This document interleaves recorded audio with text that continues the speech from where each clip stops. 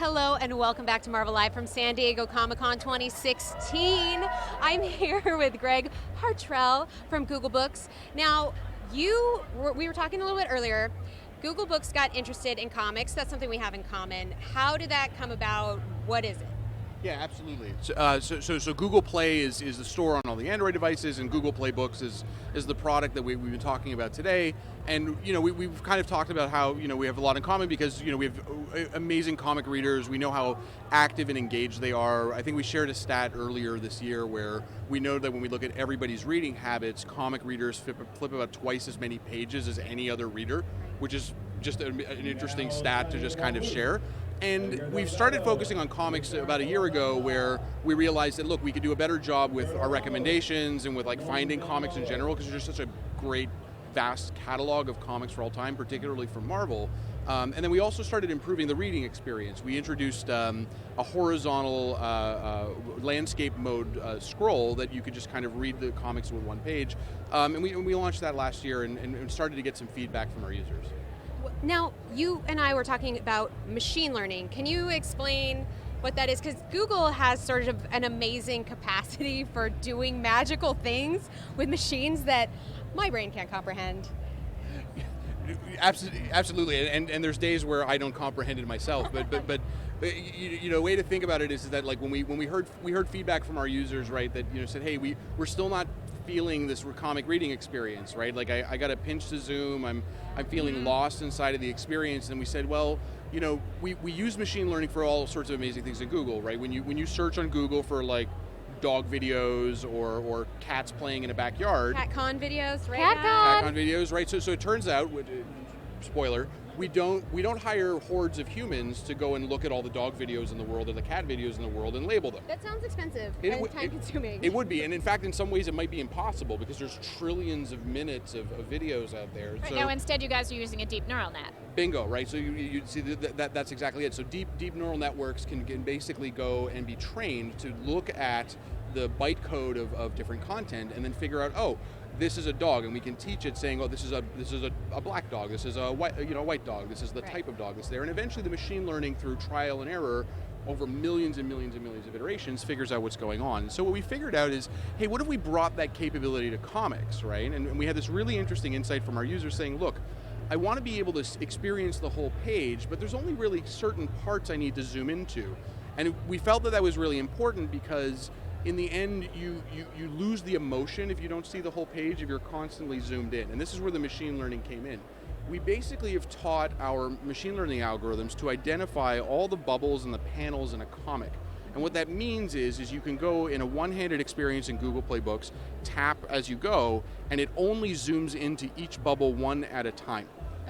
And you can still appreciate the full screen experience, and our users have received it with great success. And is this device agnostic? Is this... The technology is certainly device agnostic. We're starting with a tech preview. We're rolling. We announced it today here with Marvel. We were really excited to announce it at Comic-Con. It's available to all of our Android users under a tech preview. You can download and update Google Play Books to give it a try. It works on all Marvel collected volumes right now, and we're largely doing that because we want feedback from our users, right? We think we've got a really great product. We didn't want to hold it back, but we're also constantly teaching the algorithms and refining them and making them better. And so we want people to try it out and give us that information. I love this so much because I usually read most of my comics digitally, and that's the hardest thing is you kind of sometimes have to switch between a full page preview, right, where you're like, I want to look at this whole page, and then I want to look at and read the individual pieces, and so this sort of eliminates that. Precisely, yeah. In fact, when you think about it, if somebody's, when you think about all the different type of reading that you do on a normal day, like people commuting in on a bus or standing in line in Hall H, or Starbucks, which is sometimes as long as Hall H. And I'm kidding, because the Starbucks is fantastic here. The point is that you do a lot of things one-handed with your phone, and so if you're constantly have to go, even with just a few times every time, you got to switch back and forth, and you fundamentally give up on the reading part. Whereas if you can just do it one-handed the entire time, we just believe that it's a better user experience. We're going to see more people reading comics as a result of it, but we also want you to try it and see if you agree. But so far, it's really changed the way we read comics at Google so far.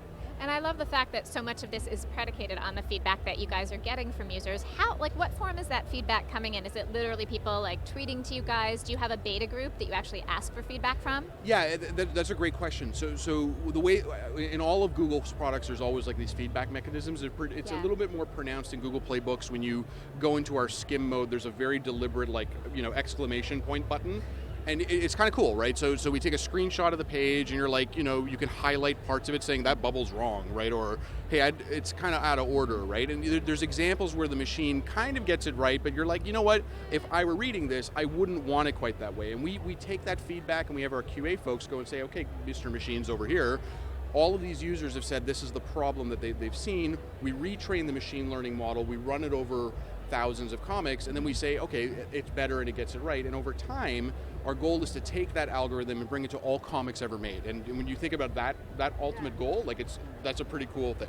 So theoretically, if fans went out, they download the app now, and they start using it, they could actually kind of be part of curating a user experience if they go and participate. That's right. I mean, fundamentally, when you're using Bubble Zoom, you're able to tell us more about like how you like to read comics. We're constantly looking at that feedback, and the machine learning algorithms, we one day just believe we're going to get to a level of accuracy where we could just turn it on for any comic ever made, and it would just work.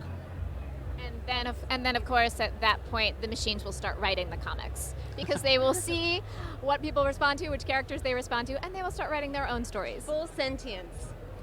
What I think you're pitching is like, should we create like a fan fiction bot?